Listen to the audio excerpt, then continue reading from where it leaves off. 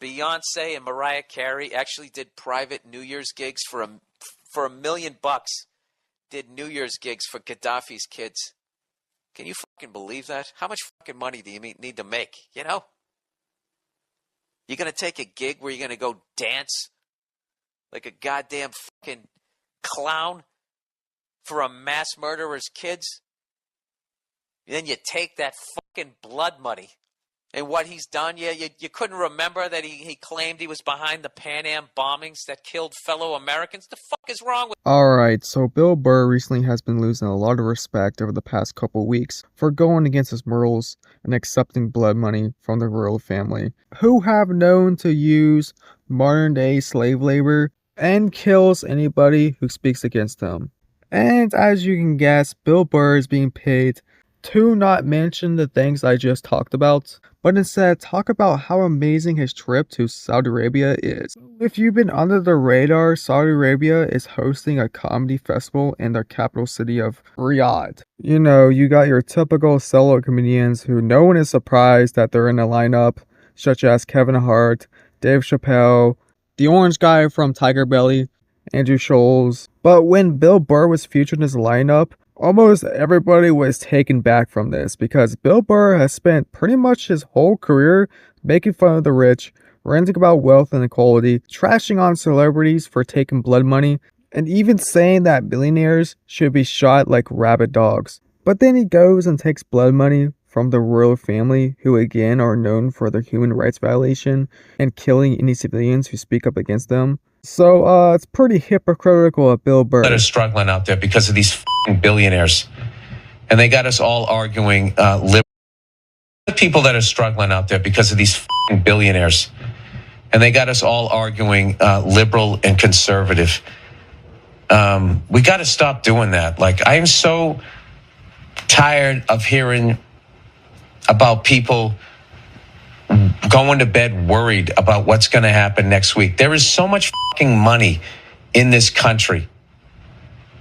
And there's so much work being done, you know. And if you work a full fucking week at a job, you should be able to pay your fucking rent. You shouldn't have to go out and get a fucking job and still be struggling. It's bad for the country. Because then the kids don't see their parents, and they're not getting the upbringing that they need. It's so fucking, these fucking billionaires, they need to be put down, you know, like fucking rabid dogs. They're like rabid with fucking greed.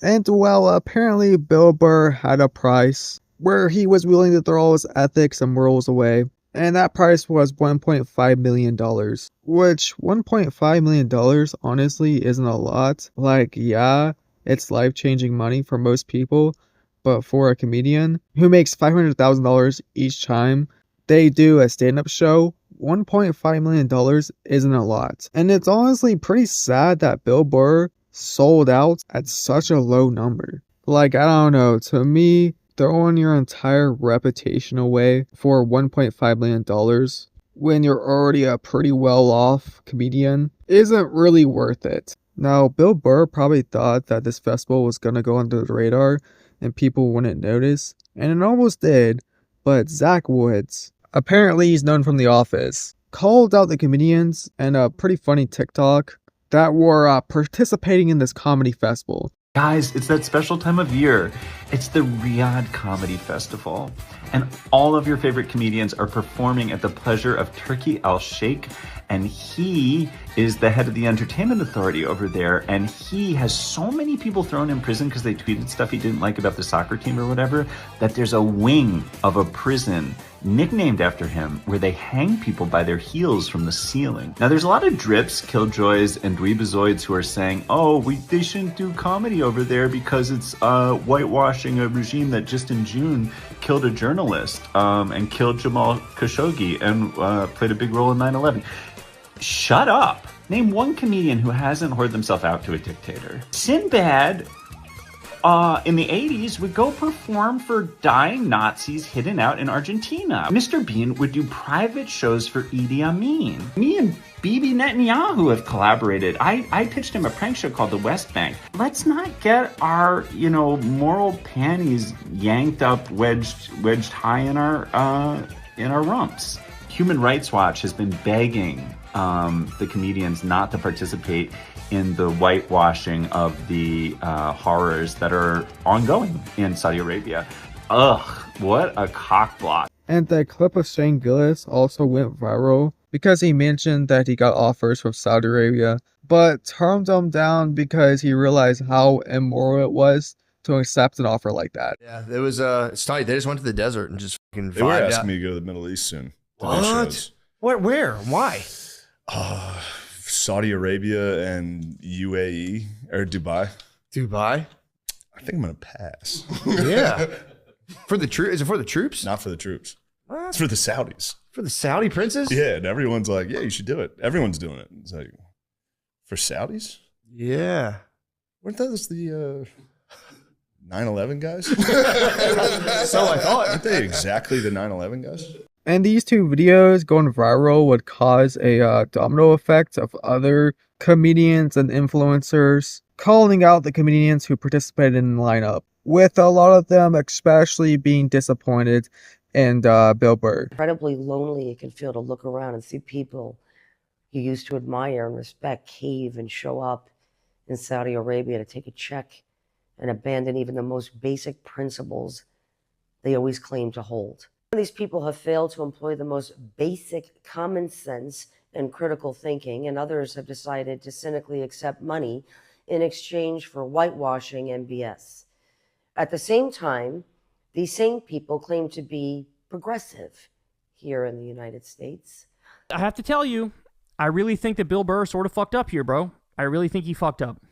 This person said, hey, did you know that Bill Burr is going to the Saudi Arabia Comedy Festival, the Riyadh Comedy Festival? And I said, that can't be true. No, that's not true. Is it? No, that's not true. Come on. Turns out it is, y'all. They've sold their soul. They've sold their ability to talk about shit. You're fucking hypocrites now. And everything you say is to be looked at through the lens of taking millions of dollars from slave owners. And these comedians who are apparently all about free speech and being able to say what you want to say without getting silenced obviously can't talk negatively about the Saudi family, which this also includes the government, the culture, the religion, and whatever else. Because, well, that's a part of the deal too. You're only allowed to speak positively about Saudi Arabia and the royal family. And I'm talking like as soon as you signed the contract. Because Tim Dillon was fired from the festival for making jokes about the family using slave labor. And he wasn't really even saying it was a bad thing. Obviously, it was like in a sarcastic way. Well, they have slaves, then they kill Hey. Get over it. Get over it. So what? So what they have slaves? So what? My friend, not a friend, somebody I don't even know. I bumped into them in Tribeca. And he goes, I would never do that because I don't want to interact with slaves. I'm like, well, why not? They'd be deferential, right?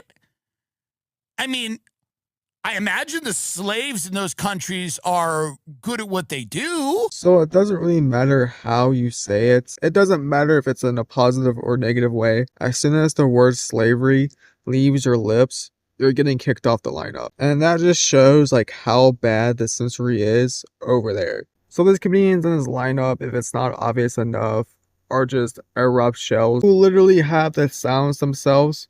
Because if they talk bad about Saudi Arabia, they'll get fired from the festival. Like as soon as Chris Stefanto got there, they showed a camera in his face and made him talk about positive things about Saudi Arabia. I'm loving this country so far. I've been here for about 10 hours.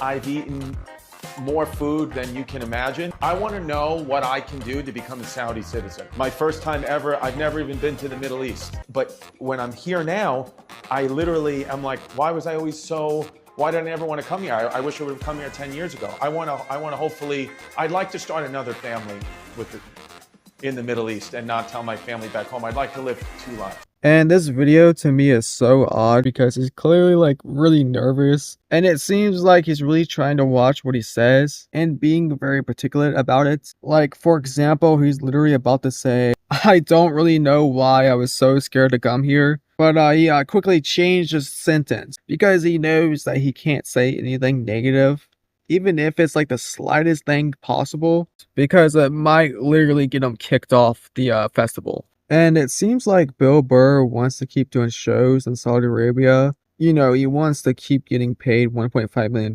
a show. So he'll say whatever the Saudis want in order to keep the paycheck going. And I'm not pulling this information out of nowhere. That's basically what he said in his latest episode of his podcast. Saudi Arabia is what I've seen like on the news. I literally think I'm going to fucking land, you know, and everybody's going to be screaming, death to America. And they're going to have like fucking machetes and want to like chop my head off, right? Because this is what I've been fed about that part of the world, right? And we're flying over it.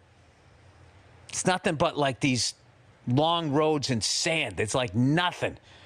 And I'm like, what the fuck? What the fuck did I get myself into? And then we land and everybody's just regular.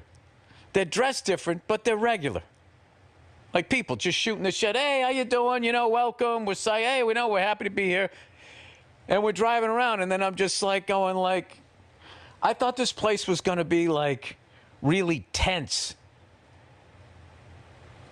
And I'm thinking like, is that a Starbucks? Next to a Pete's Coffee? Next to a Burger King? Next to a McDonald's? Next to a Pizza Hut? Next to a Dunkin' Donuts, next to a Krispy Kreme, next to a Cheesecake Factory, next to a KFC, next to a Chili's? They got a fucking Chili's over here? Then we go into the mall because I want to get my kids something. There was a Timberland store. I could have bought Timberlands like I was in Brooklyn, New York. And then there's advertisement for like boxing and fucking Formula One and MotoGP and golf and all of this stuff. And I was like, oh. And then it just struck me as funny. It's like, they're eating this shit too. They're going to have to get some bigger fucking clothes. They're going to end up looking like us. So, I go down to do the show, right? And they say, all right, the front 2 rows is going to be all diplomats in these padded seats. And then up top, the royals are going to be there. And I could just feel like these fucking people, the people, okay, they want a fucking show. You could feel it. I was talking to the other comics. You could feel it. They wanted you to push, right? It was really fucking exciting. So I go up on stage, and I start doing my shit, and they're fucking into it. Everything's going good. And I'm not going to lie to you. I'm checking out the diplomats as I'm doing this stuff, and they're all fucking laughing. All right, so I'm going to push a little farther. And all of a sudden, I start getting in the zone. This is really amazing. And it was just this great exchange of energy, right? So the Royals loved the show. Everyone was happy. The people that were doing the festival were thrilled.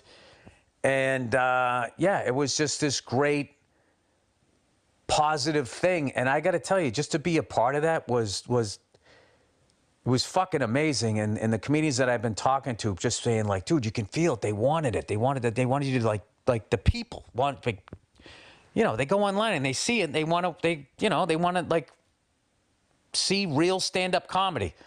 So it was a mind-blowing experience. Definitely top 3 experiences I've ever had. And it's just so odd to me that he's trying to downplay what's actually going on in Saudi Arabia, about trying to normalize it and say that, oh, they have Starbucks and McDonald's, insert whatever American fast food chain. It's not as bad as you would think. It's just like America. So yeah, in conclusion, everybody else on this list kind of figured they were going to do something like this. They're usually sellouts. But Bill Burr, like, come on. He was in Star Wars, for crying out loud. But yeah, Bill Burr's reputation is probably ruined from this point on because, you know, how can you trust him? Like, does he believe anything he's saying? Yeah, if you throw money at him, probably not. Anyways, that's it. Subscribe, like the video, and say what you guys think in the comments down below. Bye.